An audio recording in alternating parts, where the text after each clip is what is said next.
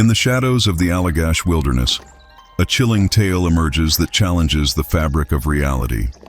On a journey mirroring Thoreau's escape to nature, 4 friends embarked on an expedition that would forever alter their perception of the unknown. As the serene backdrop of Maine's vast wilderness unfolded, an eerie light pierced the night, heralding an encounter that transcends earthly bounds. Tonight, we unravel the Allagash Abductions, a saga etched in the annals of the unexplained, marking its place as one of the most compelling alien abduction cases ever recorded. Jack and Jim Weiner, Charles Foltz, and Chuck Rack's serene adventure turned into a harrowing odyssey of otherworldly terror. Their story, corroborated by hypnotic regression and polygraph tests, unveils a chilling encounter with enigmatic beings from beyond our world. Join us as we delve into the heart of darkness, where the line between reality and deception blurs, and the quest for truth leads to the most profound of mysteries.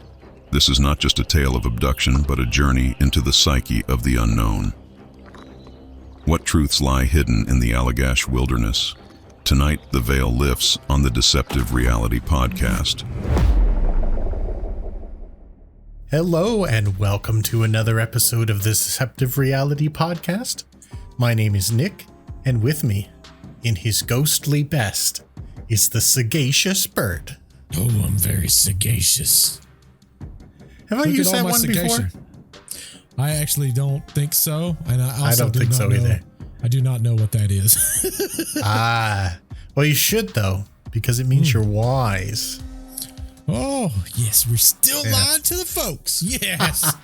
I'm developing a history of lying. No, just kidding. Hey, you are wise. You are wise. I love it.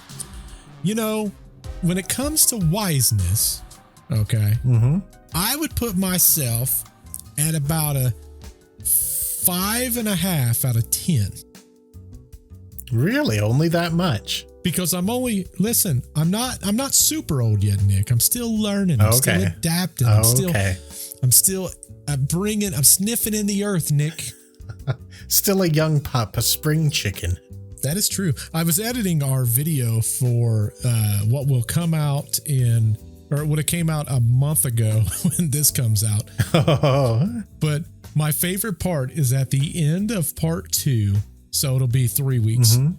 At the end of part 2, it's maybe it's this week's. I can't remember. It's one of them. I've got so many things going on. I wouldn't even bother to keep track of that. Oh, you know what? I think it was actually the end of the Earth series. I said everyone's walking through the sunflowers, and there's just the camera view of you busting out laughing, but trying not to let it show. That's that wiseness, Nick. That's what that is. Yeah. That's wise. That's wise. It's funny. So, funny story. It's a relatively funny story. I like to start with a story. Well, you got to have stories, Nick. You have to. Yeah. So I'm watching this podcast, and our feeds. Obviously, my feed's a little weird. It YouTube's like, hey, let me show you things that you're obviously interested in. And for the story that's coming out for these folks a month ago, it's a story that we're covering, and I've never looked at that case in my entire life.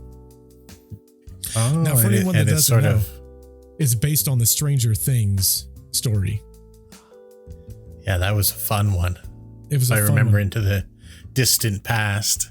It's just so weird, though. Like when I'm sitting there and I'm watching stuff, and then our episode pops up, but it's not us. Someone else that did our podcast. Right. I'm like, who the heck else thought of this thing? And it just came out like 2 months ago. You know what they're not going to have, though? They're not going to have that 2 episodes followed by the 2 complementary ones that are really kind of connected to it that you're bringing out afterwards. Yeah. They're very close, Nick. It's a series. And I feel like there's going to be a 3rd part of that someday, but we weren't ready for that yet.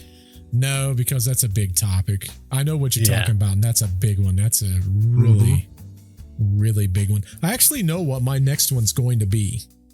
Is it that? No. Okay. No. I actually had a really good idea for what it should be. Okay. And I'm super stoked because I'm like, this is another story one. And those are my favorite ones. But I got to reduce it down, Nick. Listen, we got to reduce them down. I'm having trouble with that these days. It's tough. Listen, it's tough. Yeah, we want to tell stories. You know, we are story folk, Nick. We're story folk. That's just the way it is. Fairy tale people. It's what it is. Now, this, for anyone that doesn't know, and obviously you guys can't keep up because occasionally we switch it up from time to time. This is Nick's week. So it's a mystery to Bert, completely. A double mystery, because it's a mystery of a mystery. Oh, double mystery. Am I close? Is it a ghost one? No, I'm sorry. I wish it were. Dang it, Nick. I thought for sure it's a ghost. I every time I try to put on a shirt, I'm like, man, this is going to be what it's going to be. And I'm wrong every single time. I don't know. I don't want to step on your podcast, so I sort of veer clear of ghost. I'll get back to them, though. I like ghost stories, so. Hey, let me tell you, there's so many ghost stories, Nick. There's so many ghost stories. I actually, not that it's even relevant to what we're talking about today, but I found this application for the phone. Apple has it also. I was looking at it. And it's a ghost thing, and it's called Ghost Tube. Have you ever heard of this before, Nick? I don't think so. It's called Ghost Tube, and what it does is like it uses your camera, and then have you ever seen those ghost stories where it puts up like the little stick figures when things are in the dark? Yeah. It does those.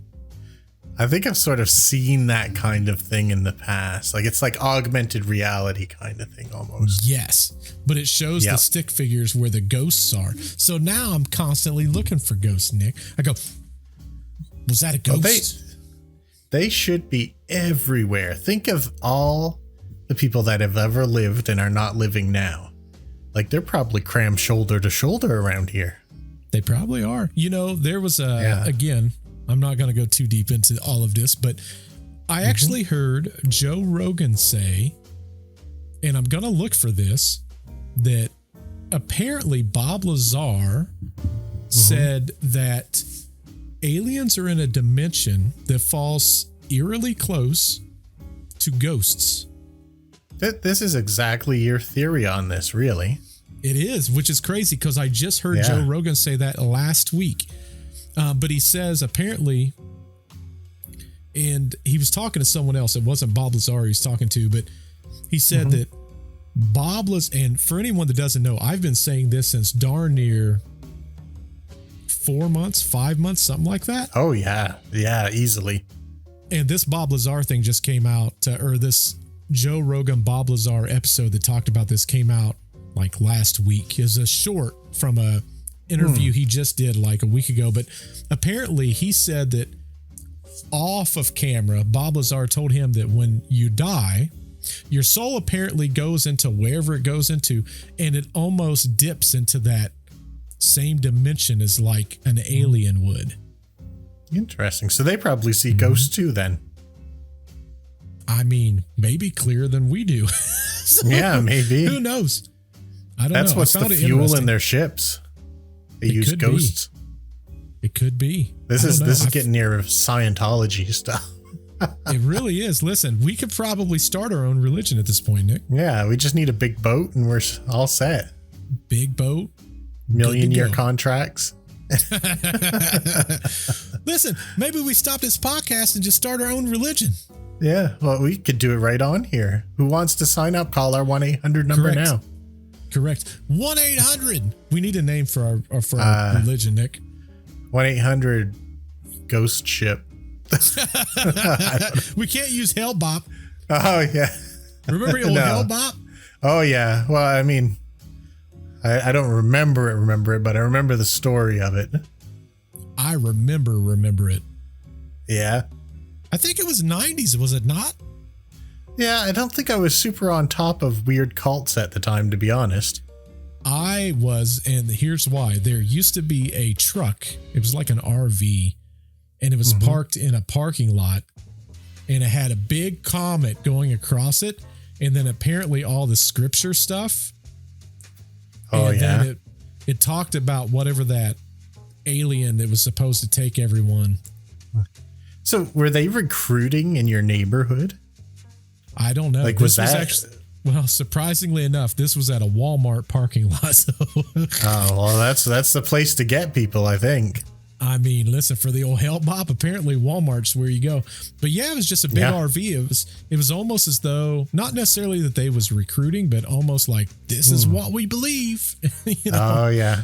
Yeah. Like the people that's got those crazy bumper stickers, same thing. Oh, yeah. Yeah. I've got no stickers on my car. I don't put a darn sticker on my car. I had one, but then it broke and it made me really sad. Can I ask what it was, or was it like, will it give away your location or? Nope. So it's for the back glass, the window. Mm-hmm. And it was a side one. And it was an alien that was wiping what looked like steam away from his mouth. That's perfect for you. It was perfect. I'm also sad that broke. Sad that broke. I was super sad that it broke. Man, those was the days, Nick. It was like it was yesterday, and it was like it was yesterday. I ripped it actually putting it on, and then I kept it for like a day, and I'm like, I can't do that. I can see that rip. Yeah. Because I'm OCD. Yeah. Plus, you're like in the sort of like at least peripheral business to vehicles. Yes. Anyway, so it probably would get on your nerves. Correct. So, like we said, this is definitely Nick's episode. Yeah. He won't tell us what it is because it's clearly not ghosts. No, we talked about something that sort of hints at it, though. Already? Yeah, accidentally. Aliens? Taking people away. They're coming. Dang it, Nick, I've got a shirt. If this is alien encounters and they're taken away, I had a shirt for that. Oh, well, you'll have to do a costume change during intermission or something. You're like Taylor Swift at her shows. You go backstage and do a costume change. I'm Taylor Swift. Well, I want to see what this is all about, Nick. Can we hear the first part? I want to see if I need to do a shirt change. Yeah, well, the first part's just going to introduce it and do a little setting of the scene. But it's not going to tell you too much about what happened. I just want to know if you know it. Okay. Well, there's only one way to find out. I'll give you one more hint. You ready? Mm-hmm. It's in the top 10 most documented encounters of all time. Is this Barney and Betty? Nope, that's number 1 though. Dang it. No, we've not talked about this one, but it's an interesting case. Man, and we've talked about all the big ones too. Yeah, this is 10th on the list, so that's how I knew we hadn't got to it yet. But it's pretty wild. In July of 1857, Henry David Thoreau went on a trip to the woods in Maine. He left his home at Walden Pond and embarked on a 11-day adventure with a friend and a Native American guide in a birch bark canoe loaded with 166 pounds of gear. This journey took place in the area that is now part of the Allagash Wilderness waterway, a famous 92-mile canoe route in southern Maine. Thoreau wrote about his experience in a book called The Maine Woods, which was published after he passed away in 1864. Even though Thoreau enjoyed solitude, the absolute disconnection from other people in the Allagash Wilderness probably surprised even him. In his most famous work, Walden, Thoreau said, "I went to the woods because I wished to live deliberately, to front only the essential facts of life, and see if I could not learn what it had to teach." Thoreau said he looked to wilderness to tell him if life was unkind or beautiful. In the Allagash Wilderness, he found it to be the latter. For Jack Weiner, Jim Weiner, Chuck Rack, and Charles Foltz, they would experience a very different version of Thoreau's beloved wilderness, one that would haunt and change the rest of their lives. Tonight, we will tell the story of the Allagash Abductions, one of the top 10 best documented cases of alien abduction ever recorded. It said alien abduction, Nick. I've got to change this shirt. Yep. Have you heard of this one, Nick? though? No, I've never heard of this, Nick. Have you heard of Thoreau? No. I'm sure you have. Mm-mm. Oh, basically, he was a guy who sort of extolled the virtues of the wilderness, and he was always like traveling in and living in and writing about the wilderness of America and like how good it is to get away from people. Like that Bear Grill, is that guy's name? A survivalist? Yeah, is he like a survivalist? A little bit. He was more like a traveler and ponderer of nature, and he'd write about it. And he, one of America's great writers, in fact, is So I've Been Told. Well, dang, Nick. Score one for the good old US of A. Yeah, really. Like, he's famous. But what I included him in here because this is the wilderness he always wrote about. And he wrote about how secluded it was, how far away from people you are. And I think it kind of sets the scene for if something happens to you in these woods, you're not close to getting help. It can be a very scary scenario. And that's sort of what I'm trying to get through that. There's a guy that I watch on YouTube. He scares me to a degree because he talks about all these different parks and park rangers and all that stuff. Mm-hmm. And he talks about how if things go wrong, there's a chance that you may die. Mm-hmm. And what is this cat's name? He keeps it very interesting, though, because he talks about, obviously in the wilderness, you have wild animals and all that kind of stuff. But he's more along the lines of there's things in the wilderness that you don't know what's there. I always think about that when I'm in the woods. See, I've never thought of that ever in the woods. No? I think of the wild animals. Yeah, wild animals, 100%. Think of it all the time. But when it comes to like Bigfoot, or if it's, werewolves or whatever it is, right? I never has crossed my mind once. Never once. What I usually think about when I'm in the woods, because I grew up around animals. Like my dad's like a animal expert. He still raises animals, and I've had wild raccoons as pets and crows and all this kind of stuff legally, mind you. Legally, I want to say that, because there are rules about that. Illegal. Oh, you devil! But when I go into the woods, I don't worry about animals because animals are predictable in an unpredictable kind of way. Like if you're familiar with them, you can kind of get what they're going to do and you can kind of prepare for that. And in most cases, like other than like grizzly bears and stuff like that, most animals just want to be away from you. But what I always think about is when I'm going deep into the woods, there's so many things in here that humans have never even laid their eyes on. Like, what could I see that maybe no other person's ever seen before? That's very true. Listen, there is so much stuff. I'm looking for this channel too. There's so much stuff that's in the woods. I don't know if you've seen it or not. There's that new video that's came out about that woods with the voices. Have you heard that? I don't think so. Oh, man, Nick. Oh, baby. Is it spooky? It's crazy how scary it is. It's so scary. Like, it's scary to a different level. And apparently, this is like something that's relatively common. Like you can expect it if you go there, huh?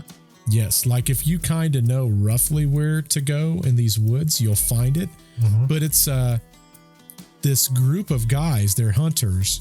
And they've always heard like different things through the years. Right. And they went hunting this last year. And when they went hunting, something happened that they had never experienced. They're up in their tree stands and it's doing like this whooping call. It's like whoop, whoop, whoop, whoop, whoop, whoop. But they're like coming from all over the place. And that sounds like a Bigfoot to me. Yeah, it's kind of what it sounds like. And that's kind of what they allude to. So they sent the file to some type of specialist in like audible things. Because at first, people's like, this is one voice. This is one person that's creating all this. And the audio expert came back and said, no, like it's impossible. there had to be at least 10 or 15 of whatever this is. They Oh, said, really? "Well, what could this be?" And they're like, "We don't know. We don't know what this is." And they said that it was almost as though it was a form of communication, is what they thought. Yeah. Well, this sounds a lot like the Bigfoot tale that we told before. Although I'm not particularly fond of that story myself. But it went into a lot of their communication with whooping and hitting trees with sticks and stuff like that. Was there any of that kind of Correct. business? There was no hitting of trees. It was actually called Terrifying Recording of Bigfoot Sierra Sounds. Ooh. I screenshotted it in the events that I'd want to look into it later. Maybe I'll look and see who did this. If they did it, maybe we'll add a little sound effect to this video of what it sounded like. But it's crazy, super spooky. Yeah, but this is the kind of things that you can run into out in the wilderness. I used to, like, where I grew up, we were on an island. We lived on an island. And on the island, the road went all along the coast. And that's where all the houses were. But sometimes to get to other parts of the island when you're kids and stuff, we'd want to go through the woods in the middle. Well, back in the day, people didn't want to be on the coast because it was hard to heat their houses. So there was all kinds of foundations of old villages and stuff in the middle of the island. And man, the woods is just a mysterious, magical place for me. A little bit spooky. It's kind of got that vibe. Yeah, and I don't think I've been nearly as isolated as these guys are going to be. And how many guys are there? 4 guys. Man, this fits in line with the story I did. There was, 3 guys in that one. They went to the woods. Cisco Grove. Yep. Yeah, that was a good one too. And this is like that, but everyone gets a little bit of the fun in this one. Oh, it's not just one. Not just the one. It was Don last time. Don was getting all the fun. Oh, yeah. Yeah. And I kind of got a little bit made fun of for being so aggressive towards the aliens in that one, I think, if you recall, which I love that comment. I found that hilarious, but we have really determined a lot of stuff on this podcast, Nick. The first thing I learned. Okay. Can't believe I'm going to say this. We've done podcasts on the most, how do I put this? Crazy and insane stories. When it comes to comments, when it comes to skepticism, what's the episode that has made people turn against us at levels of astronomical proportions? Literally astronomical. I know the answer to this. It's just the moon. The freaking moon. I knew it would, though. I knew it would. Let me tell you, we've talked about Bigfoot. We've talked about the Mothman. We have talked about, I'm trying to think of Hopkinsville goblins. Yeah. The Jersey Devil. What other absurd one? Jersey Devil. We might average a comment where someone's like, oh, that's really cool, X, Y, and Z, right? I swear to goodness, is the moon fake or real? There is more backyard scientists in that category than I've ever in my entire podcast career ever seen. Yeah, I kind of expected that, and I wasn't disappointed. I think it's fun. I kind of find the comments interesting. Like, I want to hear people's opinions on stuff. Like, I've never, like, we get called meatheads from time to time. We get told we're dumb from time to time. This is the first one where somebody was like, these 2 guys have faces for radio.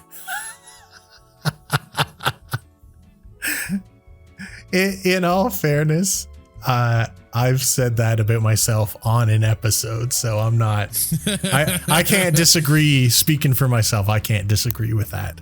Yeah, but first off, if you're going to say I have a face for radio, okay. That's a rock star right there. If you're going to say that, you better get a close look Okay. I'm kind of convinced you got the camera just so you could do that after that comment. Well, as soon as I saw that comment, I'm like, we're going 4K, baby. Yeah. 4K. I can zoom all the way into my pores. It's like when we zoom into the moon, which you commented on. We're looking right in them craters. Now you're looking right in my craters. You know what I'm saying? But we Take had that, that I comment. guess. Yeah. My favorite one was actually one of my favorite ones was from this weekend, and then we'll go back to what we're talking about. But they threw some shade at you, Nick, and I can't believe you didn't know this. Oh no, I don't read these. Listen, trust and believe. Listen, hey, they said that you're wrong on something, Nick, and I'm glad for once it wasn't me. It's usually me. But this was I'm wrong all the time, I'm sure. I'm not going to say this person's name. Right. But you know who you are. It says, and I'm going to do it probably in their voice, okay? Okay. First of all, Dyson spheres have been debunked and incapable of maintaining their orbital distance from the star due to their design. Dyson swarms are the actual answer to this, not Dyson spheres. That's fine.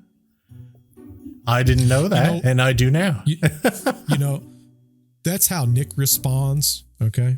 I read that comment, and the first thing I said, swear to goodness, first thing I said, I looked over at Jess, and I go, nerd! Nerd! No, like, in all seriousness, man, I didn't, like, when you read that to me, unless there were, like, swear words that you left out or something, I just took it as, okay. I just took it as someone correcting my science because I'm not a scientist. But to me, learning the difference is a positive thing, right? You're not a scientist. No. Dang it.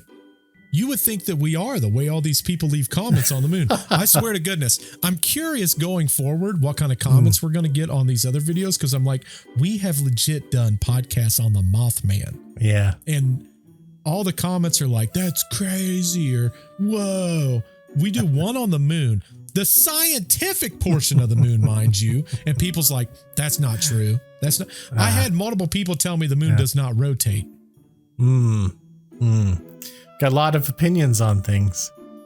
A lot of opinions. A lot of backyard scientists. Yeah. I mean, I know probably a lot of people were trying to be like, get a rise out of us and stuff, but it really doesn't bother me. Like we put our, we laugh about it. Yeah. And I mean, like I said, that one about the Dyson swarm versus the Dyson sphere, I'm happy to know that. I'm happy to know that because like, I want to read more about that. So I take that as a good comment. Maybe it was meant to be mean. I took it as just educating me. So I'm cool with that. The one I was referring to. Oh, sorry. Nerd. Wait, me? No, not you. The one that, see, I only, as you know by now, I only read the ones that you tell me about. Mm-hmm. But the one that I really liked, and it made me laugh, is the guy that said that sort of criticized me for being aggressive towards the aliens. He's like, super advanced aliens with robots and all this technology. No way I'd attack it. Meanwhile, Nick is like, this is Sparta. That cracked me up. So thank you to that person, whoever that was. I really enjoyed that one.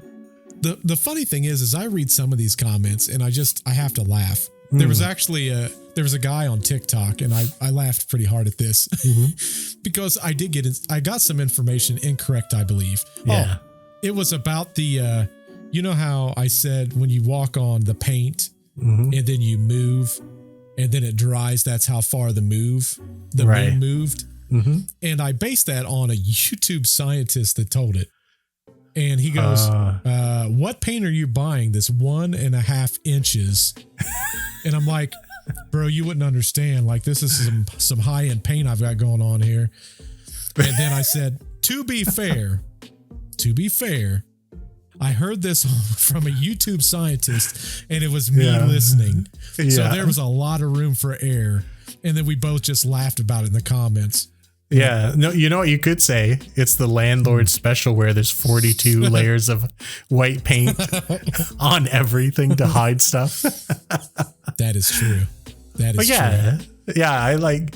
I just want people to interact. I know some people are going to be mean. Some people are educating us. It's all cool with me. If you're real mean, we just ain't going to listen to you. Technically, and I'm just putting this out there, if you're attempting to be mean, first off, your comment is helping the video. That's why your favorite your favorite YouTube content creators say, please be sure to like, comment, and subscribe. Now, whether you upvote or you downvote something, and if you comment, YouTube goes, ooh, interaction. And then it helps that video move forward. So maybe if you hate something, just move on like I do. But hey, don't take my word for it. Comment down below how much you hate this video too. No, please don't. But if it's interaction, go ahead.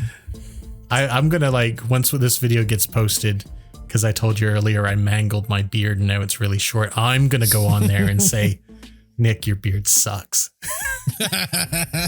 I'm going to comment that myself before anyone else gets a chance to. That's savage. That's savage. Yeah. But sorry, back on topic. Do you spend a lot of time in the woods? No, not anymore. I spent more time in the woods, but obviously with my career, it becomes significantly more difficult to find time to do that kind of stuff. Especially now, we got a podcast. So it's, you don't get to go outside anymore. Yeah, I don't even know what sunlight is until I go to work and I'm like, whoa, that's the sun. That's that other thing that might be imaginary. Man, it's a good thing there's no Dyson swarm up there. Nerd.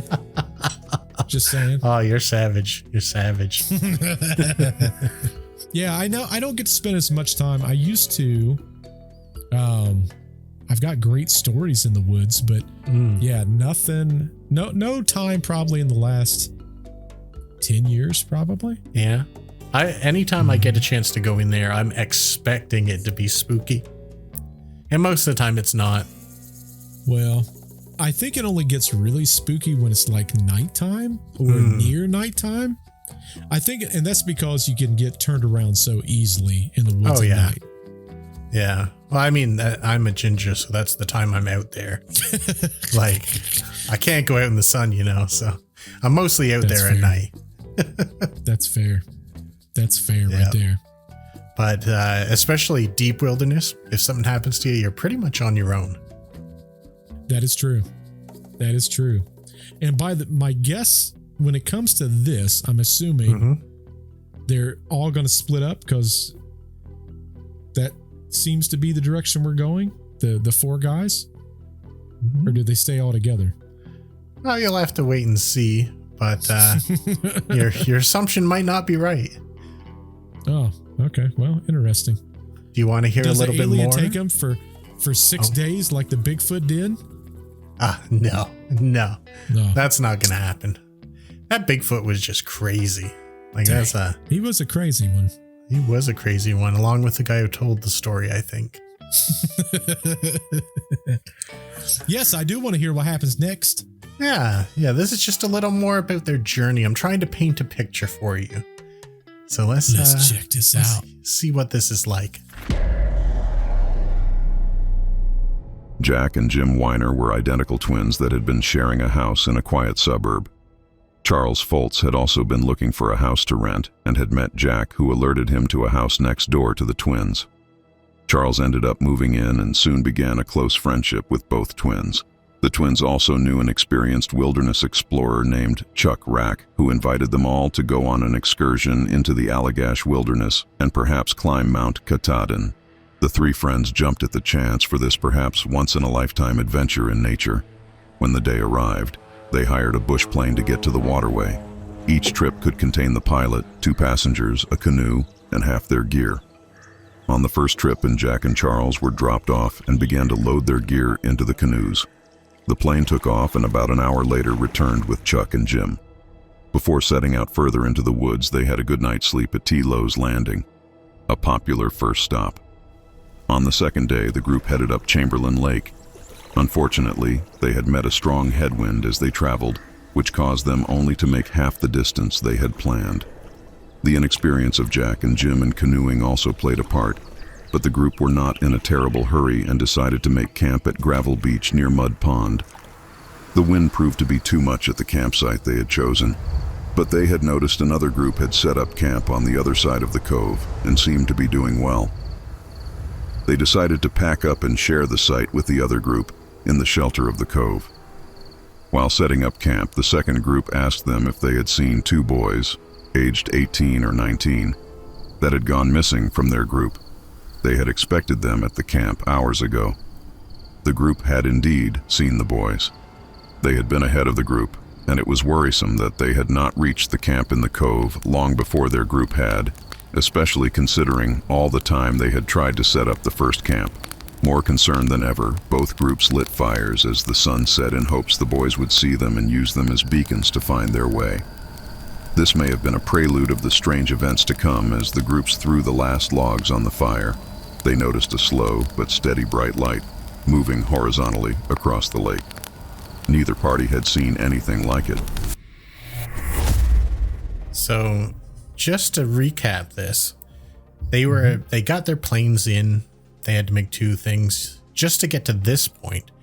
And then they start going up the waterway and they find the wind's a little too much. So they make camp on the side of the lake. Yep. It's too windy over there. They can't set up tents, can't do anything. So they go over and meet this other group who tells them, hey, did you see these boys? Now they had met the boys and the boys were ahead of them heading in this direction. They stopped to set up camp, all this stuff, and the boys still hadn't made it there. Seems kind of unusual. So when they join up with these other people, they start seeing lights going around. It's kind of odd. So something's already amiss. Well, you know, the two stories that seem to go in my mind when we talk about this is Dyatlov, because there's a story of obviously them getting to their destination, and I believe in that story they passed somebody also, didn't they? At the very beginning, I feel like they had passed somebody, or I think in some accounts there were. They had to send someone back because they were ill. That's what it was. That's right. That's what it was. Yep. But then the second one is obviously the one that we did for Cisco Grove. They started seeing the lights up in the sky, the strange series of lights. It's kind of got that feel. It's kind of got that, two-story feel to it. Yeah. And when they started this, like they passed those boys, it was still daylight. They had talked to them and everything. And they had just cracked on ahead of them. And when they veered off, like they entered this part to go into this cove to build their thing, the boys were ahead of them. And remember, these other people were just across the lake, so they should have reached there almost right after they did. But they spent hours trying to set up their camp, get over there, and the boys are nowhere to be seen. So that's suspicious. And that is suspicious. I'll tell you one thing that they never go into, and there's never any more about this, so I'll tell you it now. But they never talk to those boys again to see if they have any kind of experience. Did they find the boys though? They do find the boys coming up. I just wanted to say how odd it was that they passed them and the boys were still out for hours and hours and hours past then. Yeah, why wouldn't you have that conversation? That doesn't make any sense. Exactly. They never talk about it again. It's not in any of the, other stories of this. And I want you to recall, I said I had to rewrite this because this part wasn't included anywhere. But they had recordings of each of the men telling their story, and all of them told about this. So I'm real curious why this doesn't end up on anyone else's tellings of this. When was the recordings from the guys? The recordings from the guys were actually fairly recent. I think it was within the last 10 years. And this happened when again? I don't remember the year, but it was quite a number of years ago. Like during my lifetime for sure, but I'd have to look at the notes. Interesting. But they just did an interview. That's interesting. Yeah, they were still doing interviews until pretty recently about it. Huh. I wonder if they did those shows, or not shows, but like those conventions and things. Like they got UFO and Bigfoot conventions and all that stuff. Oh, I guarantee they did. They even went on those trashy talk shows that sometimes I think they were like on Maury and stuff like that. It is not. You are not the father. Yeah. All that kind of stuff. They probably met Bat Boy in the day. That thing scared me when I was a kid, seeing that at the supermarket checkouts. Bat Boy. Yeah, that was super creepy, but it's iconic. Like you don't ever forget it. Right. I even remember the name of the newspaper that put it in newspaper, quote unquote newspaper, Weekly World News. That's the one that had Bat Boy. It was Weekly World News. That's right. Yeah. I forgot. The other one was crazy. the National Enquirer, I think. Man. It's to go back in time. I don't think they have anything no, like that it's anymore. weird that they don't. I think they're still, well, probably now, because podcasts like us cover this kind of stuff. Except we don't just straight up make things up, at least not on purpose. You know what we should do now is create a newspaper, Nick. That could be our side venture. That can be the thing that funds our cult that we're creating. Exactly. 100%. Now you're thinking you got the business acumen here. Yeah, the Deceptive Realities. That's quite good. That's quite good. We'll have to do that. Man. Put that in the chamber. If we were smart, we would do like a weekly or a monthly like newsletter. Mm-hmm. And then create it in like the old school 1990s fonts and like newspapers and stuff like that. Black and white photos and stuff like that. Not much. I need to look this up. I need to look this up and see what this would take. I'm going to make a note on that. That's a good idea, actually. Look at this. We're improving things as we go, even during podcasts. Yeah, doing it on the fly. Yeah, because I'll forget that if I don't do that. Yeah, I'd be down to do that. That would be cool. Make the pictures look grainy. Yeah. And always blurry. We'll take pictures that were good evidence and turn them into bad evidence. Exactly. That's genius. All right.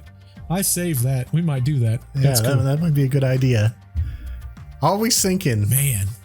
That's why you're sagacious.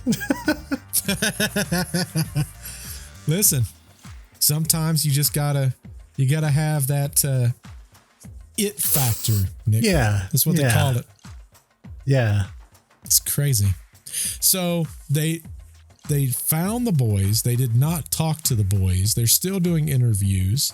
Yeah. Like I say, the story gives me that Cisco Grove kind of vibe and the Dyatlov kind of vibe to it. I like those kind of stories. I think later on, and you can tell me if you get this, but I feel like there's some kind of a little bit of conspiratorial stuff going on, but maybe that's just my interpretation of it. But that's getting way ahead of ourselves here. Way ahead of ourselves. Okay. That's fair. But the thing that we never know messes with me is I don't want to give away what you're going to hear later, but I feel like these boys had a story to tell too that probably is very similar to what the men are going to tell us later. And I can't believe no one's ever pursued that angle. Like no one's ever talked to these guys. I wonder if they did and there was nothing there, but that wouldn't make sense because why would it take them that long to get to whatever the destination is? Yeah. Plus, I'd figure if you talk to them, you'd say, later we talked to the boys, but they didn't remember anything in particular, or something like that, you know, or just let people know that you've chased down that angle so that people like me don't have to wonder about it on a podcast. Yeah. We really need to get to the point, Nick, to where we start doing these interviews with some of these folks. Yeah, I know. Got to lure them in. Lure them in. Listen, folks, we just crossed 2,000 some people. We're big time now, baby. Oh, heck yeah. You're going to want to interview with us. We'll help you tell your real story. We'll put it out there. Exactly. And listen, if you don't interview with us now, when we're super big, off limits. Well, I don't know. Depending on who you are, I guess. Off limits, nerds. I'm aggressive to aliens. You're being aggressive to people. You gotta simmer down. Listen, hey, listen. I'm aggressive, Nick. I want to. High school used to tell me, be aggressive, be aggressive. That's what they used to say. That is good advice most of the time. Mine's a Canadian one, so it was be passive, be passive. And then at the end, it's sorry. That's right. You must have got some of our training videos or something. You guys say it sorry. Sorry. How do y'all say it? Sorry. There you go. Is that abnormal? I don't hear anything different. You got closer to English there, Nick, for like a second. It sounded almost English there. Almost. Sorry. There you go. See, the second one's wrong. The third one's wrong. It's sorry. Now, somebody in the comments is going to be like, Bert didn't say it right either, that idiot. I don't know why he's trying to correct Nick for. Well, it depends on where you're listening from, I guess. That is true. That is valid. Listen, that is very valid. Yeah. So they're heading to this site. Yep. I want to ask the question, but I'm not going to ask it yet because I'm going to be jumping too far ahead. This isn't their final destination. I'm going to ask it anyway. Okay, go ahead. I'm going to ask it anyway. Did we look at this location and see if it's a national location? I'm not going to tell you yet. That's fair. And I didn't look into that. But you're going to get your answer anyway. Oh. Yep. Yeah, there's something specific that's going to give you the answer to that. But I'm not going to tell you yet. I think you can infer the answer, but you'll have to wait and see how I knew the answer to that question. Just completely accidentally. That's crazy, Nick. Yeah, I think you know what it is. Love it. Yeah. Oh, yeah. No, I know. It all fits into the narrative. It really does. Listen, we're like, Mulder and Scully. Okay. That's right. And we're just piecing stuff together left and right. And we want to believe. Easy peasy. I want to believe, Nick. I want to believe. Yep. Yeah, I kind of do too, though. So I'm a bad Scully. Listen, you've adapted. You've grown. That's right. It's okay, Nick. Just accept it. Just accept it. It's infectious. Bring it in, bro. It's infectious. Well, I want to hear what happens next. Can we advance forward and see what happens here? Yeah, we sure can. In fact, we haven't really heard the rest of the boys' tale. No. So why don't we listen to that? Oh, okay. I thought there was nothing else with the boys. No, I just jumped ahead a little because you were asking questions. Oh. Yeah. Oh, gotcha. Okay. That's fair. There's not much more. Well, let's see what happens. Charles and Chuck, both experienced navigators, estimated the light was over Eagle Lake, where they were planning to be in a couple of days. Viewing the light in their binoculars, the object emitting it seemed to be a sphere of brilliant yellowish-white light. The strong headwind seemed to give it no trouble at all as it moved across the treetops. While everyone in both groups got a chance to witness the light, they didn't watch it for long. When the light reached a certain location, it extinguished itself as if it had never existed. The groups couldn't put their finger on it, but they all agreed the light had an odd quality that they had not seen before. As darkness fully set in, fear for the two young adventurers grew. Unfortunately, there was little that could be done at such remote locations, and they determined they would need to search at first light. No more than a half hour after the strange light disappeared, however, the light of a campfire appeared on the opposite shore. In a mad rush, they paddled across the lake and found the two boys had set up camp on the exact site that Jack, Jim, Charles, and Chuck had abandoned earlier. When questioned, the boys claimed they had been there for hours, but had trouble setting camp in the wind, so they had only been able to start their fire then. This was impossible, however, as they would have been occupying the same space at the same time as the group. Something was not adding up. So that's the rest of the boys' tale. Do you see how odd that is? Yeah, that doesn't make sense. Right.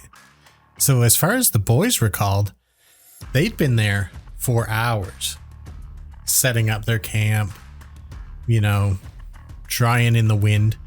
But they would have been there, if that were true, at the exact same time as our first group.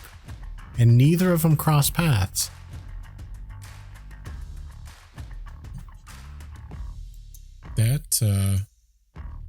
How does that doesn't make sense. Right. So something's definitely up here. There's definitely more to the story than we're ever going to find out about that. No, that wouldn't make sense. Well, lay it on me. We'll see. Well, and I've seen this happen before, is aliens will take somebody and then they think they're gone for, however long, 10 minutes, 15 minutes. And then X amount of time comes back. And this could be days later. Sometimes it's hours later. Like Betty and Barney Hill. Their car shut off. And then they finally get home and it was 2 hours later than what they thought. Right. Like there's a lot of cases where there's time lapses. Yes. And the way they figured it out is when they started looking, they're like, well, this drive would have been 2 hours less than what it actually was. So, I don't know. What if, but we would have known if they would have, Betty and Barney Hill also did not believe that they was taken up into a ship. Right. Exactly. Until after they recounted it. And they did it through hypnotherapy, I believe, wasn't it? Or they did, yes. Yeah. Have you ever seen that movie Dark Skies? I think it's Dark Skies. I think it was Good Chaos that told me I needed to watch that though.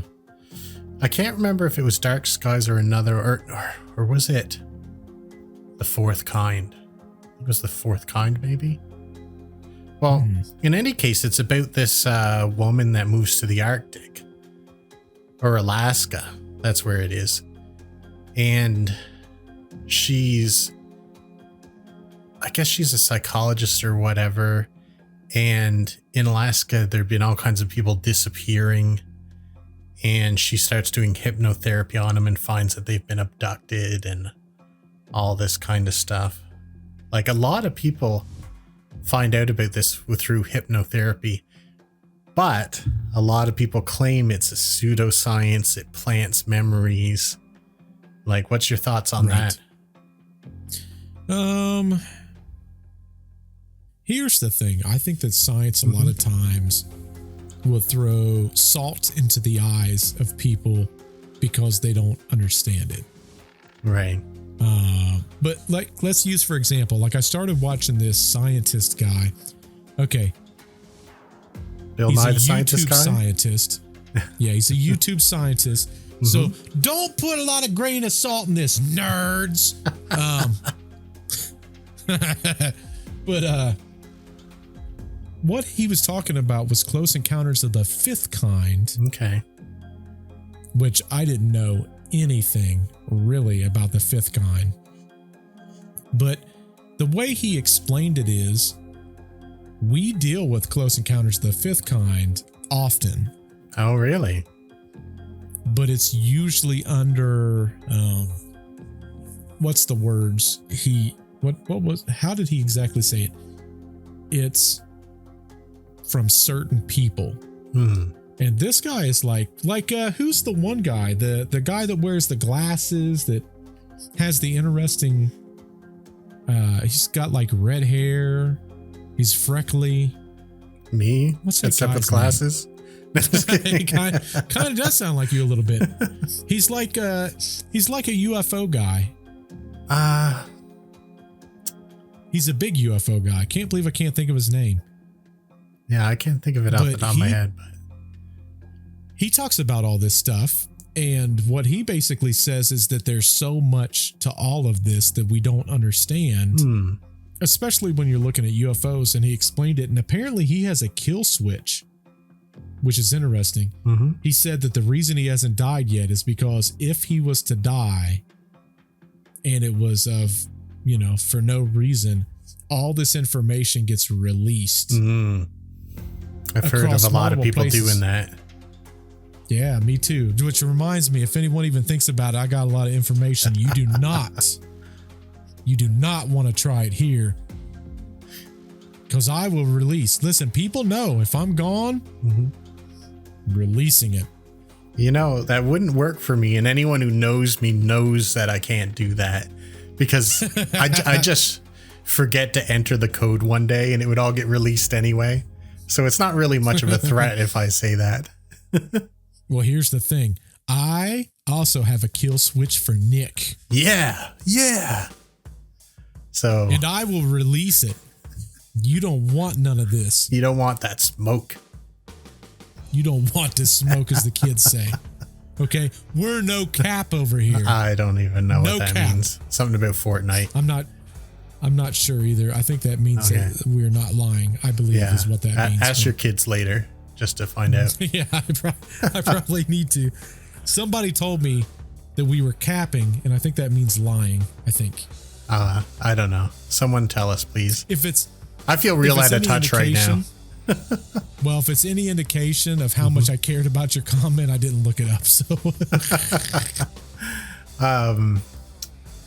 so really though, my question was hypnotherapy. Do you think that's valid, or do you think people or maybe is it like dreaming where people sort of make up experiences, or what's your thoughts on that in particular? I answered that. Oh, did you? Yeah, I said I think that science tries to make it into something that it's not. Right. But I think there's something there. Okay. I mean, it'd be hard pressed for me to say that is fake, but then say that there's 2 and 3 dimensions. You know what I'm saying? That's true. Like for me, I think that there's parts of here's a great example, right? So I think with the therapy, it's obviously going to be able to build on the whole entire idea and premise that there's things that we just can't remember. At the end of the day, it's almost absurd to think that there's not, because technically when we dream, right? That's going somewhere. It's coming from somewhere. So there's something to it. It's just a question of, can someone pull it out or not? That's the $1 million question. I guess my question about that would be, so you have a dream. Let's say you had a dream last night about being abducted, but it was just a dream. It wasn't something that actually happened to you, but it's an experience that you've had. Is it possible that hypnotherapy could just pull that experience and you'd tell it as if it were something that happened to you? I'm not necessarily sold on the fact that when we dream, it's just in our head. That's fair. Because I think that there's theories that when you dream, you're technically just in another dimension. Yeah, that could be. What about, on the same lines, you go to a hypnotist show and they can hypnotize people and plant incorrect memories in their mind. Sure. Could someone be suggested something, and then when they're later hypnotized, they bring up that as a memory? So it's very interesting to me because I don't know if you've ever watched this guy or not. His name is Chris Angel. Oh, yeah. Yeah. He was just on Steve-O's from that show. Right. He was on his I didn't know podcast. he was still around. He's got his own podcast. Oh, okay. He's sobered up. He's a completely different guy now. Wait, Chris Angel or Steve-O? Steve-O. Oh, okay. I mean, I didn't know Chris Angel was still around. Yeah, apparently he does a ton of shows. Oh, wow. He's still in the limelight. He's still out there. Surprise, surprise. Yeah. But he was on Steve-O's podcast, and he was talking about how psychic mediums, the hypnotists, they're all a bunch of bunk. Oh, really? Yeah. Apparently. So what was his feelings about this then? He said it's all a bunch of bunk. He technically said that when he was younger, and he told this story about Houdini, which I did not know, but apparently Houdini, he knew he was dying, and he told his wife, he goes, I want to see if truly there's an afterlife. And he said, I'm going to give you a word that I don't want you to tell anybody. And if they say that I'm trying to communicate with you, ask them what the word is. I've heard this story before. Yeah, and if they don't give you the word, it's not me. Yeah. And now I've heard different versions of the ending of this, so I'm curious what you're going to tell me. Supposedly, no one ever came up with the word, is what he said. Yeah, that's what I heard. But the word was believe. Man, they could have guessed that. I mean, they could have guessed that. I would assume. But he was telling that story, and he said, since Houdini, of all people, and he wanted to come back and communicate with his wife, the fact that he was incapable of it, he did not believe that we were capable to come back or capable of coming back. He also said hypnotism is all bunk. He said it's not true. Really? I don't believe that one. I don't believe that. I can tell you there used to be a guy by the name of Medicine Hat. He was a hypnotist. He died I don't know, a few years back, but he was a hypnotist, and he would come to like different venues, and he would hypnotize a ton of different people. Right. And I can tell you the things that they did, I would not assume that they were capable. Also, Howie Mandel was hypnotized by that guy. I don't know if you ever saw that on TV or not. But for America's Got Talent, because you know he's a big germaphobe. Yeah. Yeah, I was wondering if it was related to that. Yeah, the hypnotist apparently hypnotized them all and then brought Howie Mandel up. And Howie does not shake hands. That's his thing. Right. And he hypnotized him to shake hands. So it's like, I wonder if that had a lasting effect on him, because he doesn't seem as bad off now as he was before. He was ticked. Really? He was very mad because he said that he felt as though that was someone that exploited him. And he regressed very far after that. Wow. He said he didn't trust the guy anymore. Like, it got bad. But like all of them, I've seen him lately, and seemed like he's been better about that lately. I think he's probably just better at hiding it, would be my guess. That's unfortunate. Because he's got this podcast now. Right.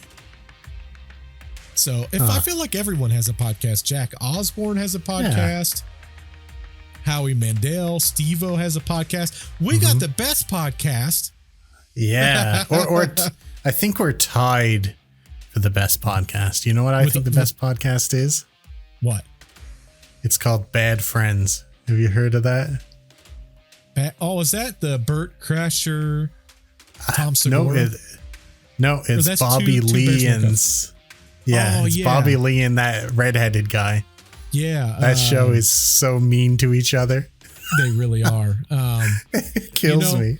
You know, I used to be a big fan of that podcast. Yeah. But I got really annoyed when David Spade was on there.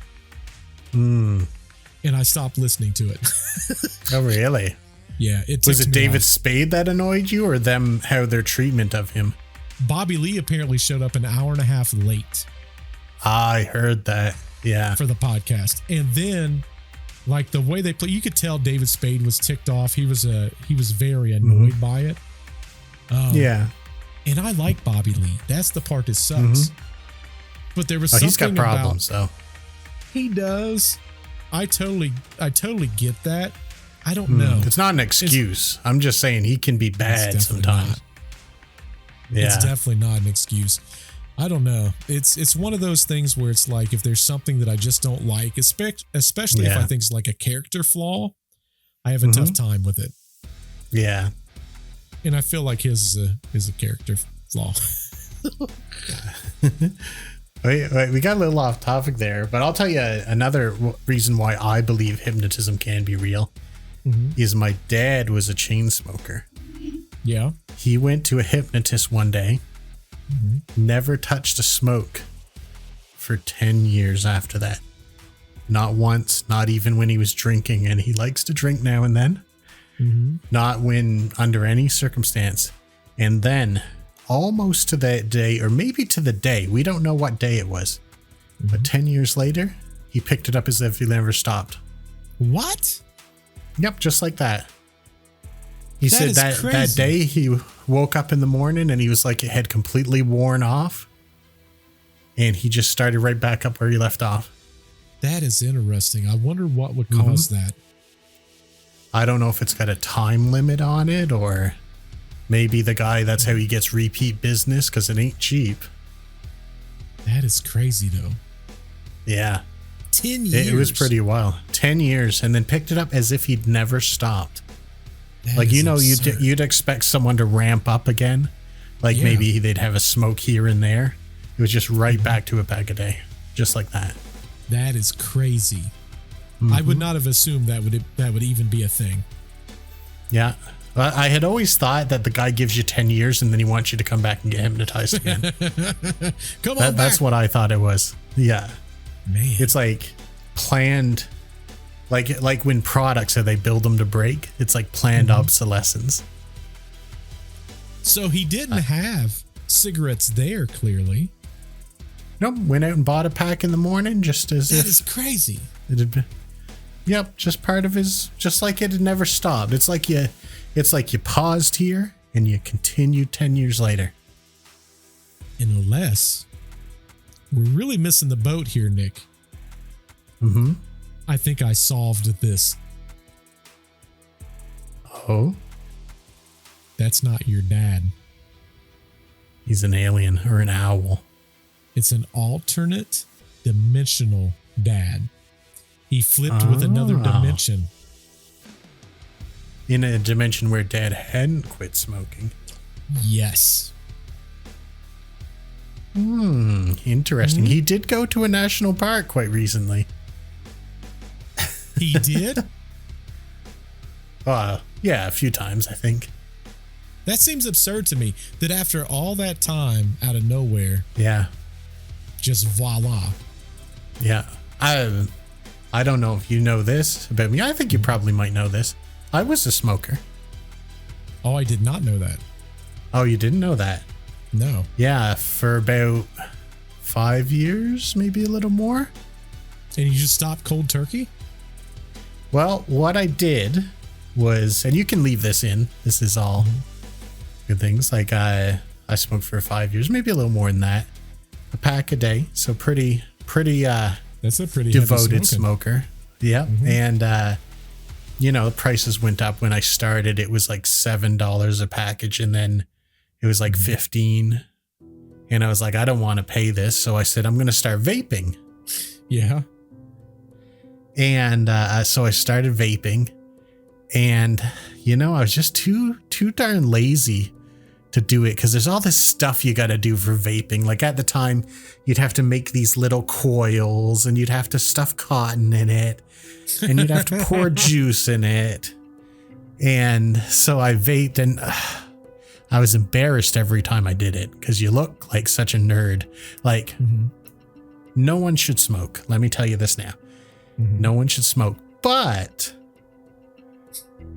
when I smoked, I felt like I looked awful cool smoking. But when you're vaping, you look like a real not cool guy. But yeah, I just got too lazy and I said, I just ain't going to bother to do anything. And then I stopped. Yeah, see, if you would have kept vaping, that probably would have been bad. You'd have been talking about Dyson swarms and stuff like that. I knew you were going to go there. But, well, I guess the point I was getting to, though, is I stopped. And if I started now, I definitely wouldn't be physically capable, I don't think, of smoking a pack a day again unless I ramped up to it. And, you know, some people might say, oh, well, maybe he was sneaking them here and there and stuff like that. But you can really tell. Because smokers can't tell, but you smell bad when you smoke. And you can't really hide that. Right. Like you can put on cologne and stuff, but people can smell it. It gets in your clothes, in your car, whatever. Was it difficult to completely stop? For me? No. Not really. Energy drinks is the toughest thing to give up, in my opinion. Yeah. Yeah. Right. Like the first time I gave up energy drinks, in which I've failed to give them up many times, is the only time I've ever thought, man, I need to go to the hospital, and I didn't know why. I wouldn't make the connection that my withdrawal was that bad on energy drinks. But in any case, if you get hypnotized and you stop smoking and then you pick it up suddenly, there's got to be something to that, to the whole thing, because giving it up for a lot of people is not easy. Yeah, to just straight go from not being there for that length of time and then starting back up. That's like a switch. Oh, yeah. Yeah, because he smoked for like 30 years before that. That's crazy. Like, you know, and just cold turkey that day. Oh, yeah. They did not like that at all. Because both my parents were one-time smokers and they both gave it up. And my mom never took it up again. But so is your dad going to get re-hypnotized again? No, you don't. He's just like, whatever. He's just going to keep smoking. He likes it. Like, you know. You know what they say. Does that have an effect on you? What, that he's smoking? Yeah, no, like, does that make you want to smoke when you're around him now and he smokes? Oh, no, I don't care about that. I ain't one for peer pressure. Well, I didn't know if it's just like I've heard people say that they've gave something up and then, you know, as they're sitting there watching other people do it, they're like, man, I'm really missing out. I wish I could do this. I can understand that, but I think the difference for me was, and this has turned into a self-help show real quick here, but the difference for me is I never said I couldn't smoke. If I wanted to, I'd have one. I just don't want to. And, you know, if I go to a party or something and someone offers me one, you know, I'll have it. I think if you tell yourself you can't, you want it even more. Yeah, that would make sense. Yeah. I could totally understand that. Yeah. But addiction's a weird thing, man. We're all addicted to something. I don't care what anyone says. There's something that you got to have. For me, it's energy drinks. That's by far the hardest thing for me to kick. Yeah, it is. Like, I'm comparing it to smoking. Way harder than giving up smoking, in my opinion. Yep. So I've decided not to. I've not had any past with like smoking or drinking or anything like that. Oh, that's good. To excess, yeah. But energy drinks, baby. Oh, yeah. Yeah, I know. They're rough. They are rough. I'm glad. Don't ever even try once smoking. Oh, yeah. I'm sure at this point you're not going to probably do that. You're not a kid I'm talking to right now. No. come on, kids, don't do smoking. Don't do smoking. Yeah, the vast majority of my family was smokers on my mom's side. Oh, okay. And I think what it was I grew up around it. And when I got older, I'm like, I still have a desire for it. You're still rebelling. Yeah. My uncle died of lung cancer. And I think that was probably a big contributing factor. Yeah. But yeah, he died of adenocarcinoma, which was the lungs. That can hit you real quick too. Yeah. Real quick. But for sure. Anyway, I think hypnosis is real. I don't always believe it brings out hidden memories. I think it's possible you could be constructing memories. I think it depends a lot on your personality and how willing you are to please someone. That might affect whether you're given the real deal or maybe you're inventing something. I would be curious then about like Betty and Barney Hill then though. Yeah. Because I guess it's 50-50 in my opinion. I don't know on that. Yeah.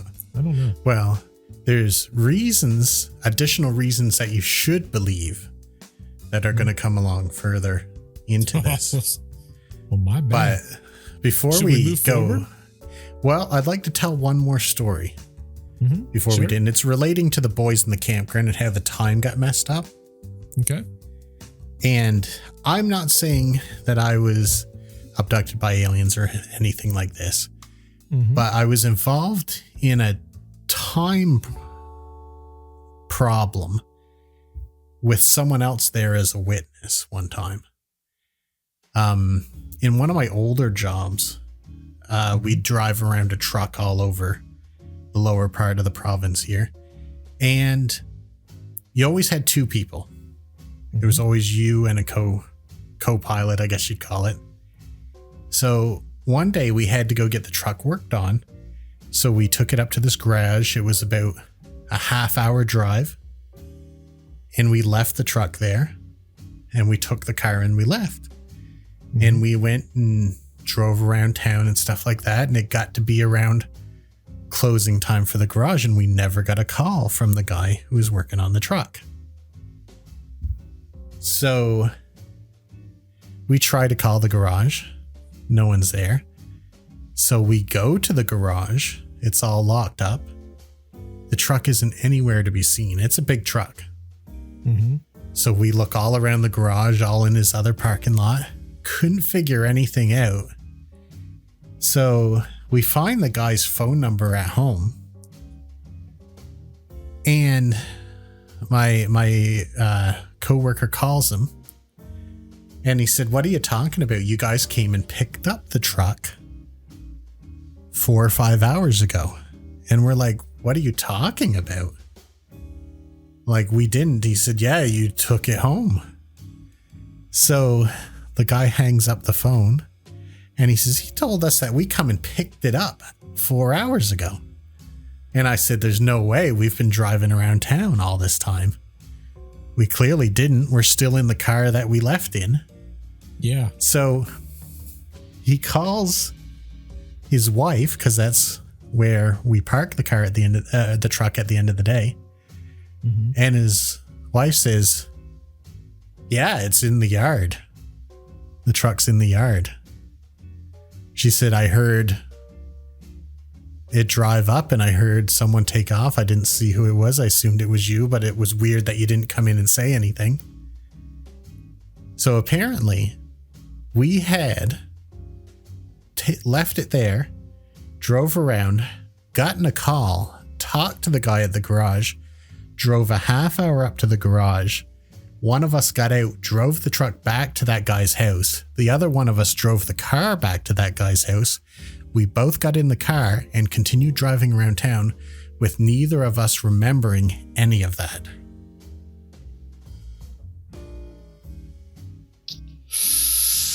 Ooh, okay. All right. So I think I know what happened here. Okay, explain it because I've always struggled with what could have happened, because that's two people losing time, not one. I need you to look right here in this light. Bing! That's what happened. Neuralized. You got neuralized, son. The question is, what did you see before you got neuralized? Maybe I should go get hypnotized. I think you should. Again, we've said this multiple times before. Mm-hmm. If you are capable of pulling regressed memories out of people, we would like to have you do that with Nick. Yeah, I wouldn't mind that. I'd want to see some kind of proof that you can do that instead of just putting me to sleep and, I don't know, throwing me in a river or something like that. I'll be there for you, Nick. I'll be with you. Okay. That's fine. I trust you then. That's fine. We need someone that has a camcorder on the entire thing, Nick. I'll be like this. Oh, yeah, that's right, too. And that way, when you say something crazy, like you were abducted, I'm going to say, hey, ask him if it was like butt things. And then I'm going to put the camera like this again. And then, depending on what you say, we're going to exploit it for our podcast. You know what? Right before I go to sleep, I'm going to be like, don't say butt things. Don't say butt things. I don't know. That's the weirdest thing. And I've never been able to explain that scenario. Yeah, that is odd. I've never had anything like that before. Yeah, I haven't since. I don't know what it could possibly be. Was reverse deja vu. Yeah, kind of. I mean, that's... You had negative deja vu. Right. Deja unvu. Yes. But I've never heard of that before. Just think of the magnitude, like how many things happened that we would have to totally forget. 2 people. That doesn't make sense. It doesn't make sense. Like, I don't get it. There's something to that. 100%. Yeah, to this day, I can't understand. Now, the other fella, and I think this is unrelated, in the future, had seen what he thought was, and still claims is a UFO. But this was like years afterwards. Bink. I'm telling you right now. I'm telling you, you've been neuralized. Well, maybe one day I'll get hypnotized and figure it out. I want to be there with the camcorder. Yeah. Oh no, I'll tell you. You know what? If we ever get the chance to do a live episode, we'll get a hypnotist to come in and try it, and we'll see how it works out. That'd be live. I would actually be down for that. I'd have a little old school 1930s with no audio, and then I put the words up like Charlie Chaplin about what's happening. That way you just totally fabricate the whole thing. We could put it on the freaking our newsletter that we talked about with grainy photos. You just see old what looks like potentially Nick in a one of those chair things. Oh man! Oh, that'd be interesting. That'd be awesome. That's what that would be. So now that we've got all that out of the way, which we covered a lot of topics there, hypnotism, lost time, and that's all stuff that has happened already. Yes. Already happened in the story. Do you want to hear what happens next? You best believe I do. This is Nick's fault. Just putting it out there. Bert had nothing to do with this one. Listen, Mom, don't you listen. When I call you on Saturday, I don't want to hear it. He made me do it. I swear. I told you. I know no, that's a lie. He's lying. Don't believe him, Bert's mom. You know I'm innocent. Listen, if he did, if I did tell him it was in another dimension, it wasn't in this one. Okay. He wouldn't remember unless he was on the doggone regression table. Oh, that is true. I guess I can't argue that. He wouldn't remember. Can't argue that sound logic. Yeah. Sound logic. Right. But I do think he made me. I mean, maybe. So we covered a lot of stuff. This had to be a 2-parter. Not exactly sure how we're going to split this one up because we was a little front end heavy in this one. So if it was a weird split, I'm sorry. No, that's my fault. I believe it's never been said better. You know, we can't pack it in the front and pack it in the back at the same time. Sometimes you got to choose one or the other. So we'll try to divvy this one up. But you're going to want to come back for part 2. I'm not sure exactly what we would have covered in part 2, but I can tell you the end is a banger. Oh, it's surprising. But I don't want to say what potentially we start in part 2 because I don't know where I'm ending part 1. But listen, hey, you got to watch it now. Yeah, you'll be as surprised as we are. You got to come back and watch it now. Listen, I'm going to be surprised when I'm editing this thing down. That's right. You've got all the control. Until we catch you on the next one. Exactly. All the control. Listen, I'm glad someone finally admits it. But until we see you on the next podcast, goodbye. See you later, friends.